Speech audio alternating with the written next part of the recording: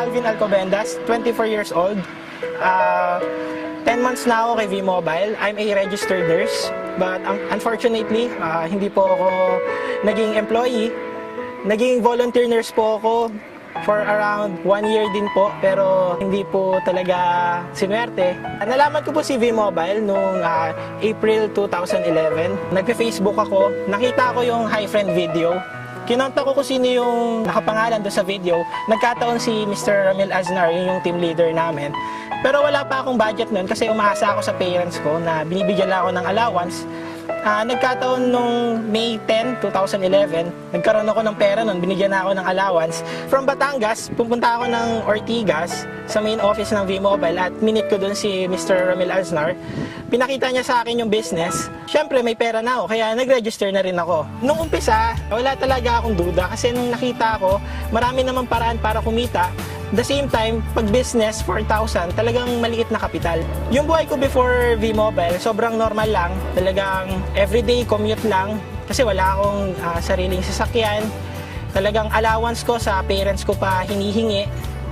Registered nurse na ako, pero sa magulang ko pa rin ako dumidepende. Doon talaga parang naramdaman ko na kailangan, imbes na maging pabigat ako, kailangan ako naman yung nakakapagbigay sa kanila.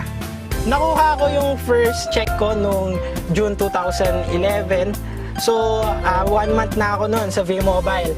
Nung una kong nakita yun, talagang masaya ako kasi hindi pala talaga scam to si V-Mobile. Totoo pala to kasi mismo nung pinapalitan ko yung cheque, pera talaga yung hawak ko. Kaya masaya ako nun. Ang naitulong sa akin ni V-Mobile, syempre unang-una financially. Imbes na humihingi ako sa parents ko ng pera, ngayon ako nakakapagbigay na ako sa kanila. Hindi lang yan, meron na akong savings. The same time, mga gamit, damit, nabibili ko na. Nakakain na ako sa mga gusto kong restaurant. Dito ko nabili yung unang kong laptop. The same time, bumili rin ako ng projector kasi kailangan yun pag nagpe-present ka. Hindi lang yan, syempre itong bago kong sasakyan, isang 2012 Toyota Fortuner. Naabot ko yung first 1 million ko after 9 months. Talagang hindi ako makapaniwala. Talagang nagugulat ako. Pero masaya ako kasi talagang lahat ng pinagpaguran ko may resulta pala talaga. Kaya sobrang sarap. Totoo talaga si V-Mobile. Kahit kami dati iniisip namin na scam to. Kasi ganun talaga mga Pilipino. To see is to believe. Nung nakita ko na may pera pala talaga dito kay V-Mobile, doon ako naniwala na totoo pala si V-Mobile. Pagpatuloy nyo lang kung ano yung nasimulan nyo. Talagang sipag at tiyaga lang ang katapat na to. Kahit na sobrang daming rejection sa akin, hindi ko pinansin, tuloy-tuloy lang.